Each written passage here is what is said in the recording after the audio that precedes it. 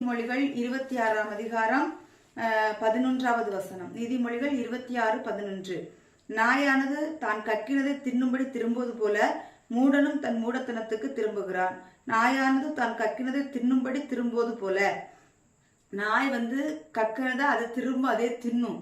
அதே மாதிரிதான் இந்த நாட்கள் அநேகர் விட்ட பாவங்கள், எந்தெந்த பாவங்களை விட்டுருப்பாங்க. நிறைய பேருக்கு ஆண்டவருக்குள்ள வரும்போது இந்த பாவம் செய்யக்கூடாது, பொய் பேசக்கூடாது, மற்றவங்களை தவறா பேசக்கூடாது, இப்படி அநேகத்துல ஒரு தீர்மானம் எடுத்து அந்த பாவத்தை எல்லாமே விட்டுருப்பாங்க. விட்டுக்கிட்டு ஏசப்பா பிள்ளையா மாறியிருப்பாங்க. ஆனா இப்போ நாட்கள் போக போக போக போக அந்த பக்தி எல்லாம் குறைஞ்சு போய் என்ன செய்வாங்க அப்படின்னா, அந்த நாய் கக்கினதை திரும்ப திங்கிறது போல இந்த நாட்கள் அநேக கிறிஸ்தவர்கள் என்ன செய்யறாங்க அப்படின்னா, மறுபடியும் அந்த பாவத்துக்குள்ள போய் வீழ்ந்து ரொம்ப வேதனைக்குள்ளாக ஆகிறது. இந்த நாட்கள் நாம் நிறைய மனிதர்கள் இந்த மாதிரி இருக்கிறதை நாம் கண்கூடாக பார்க்கிறோம்.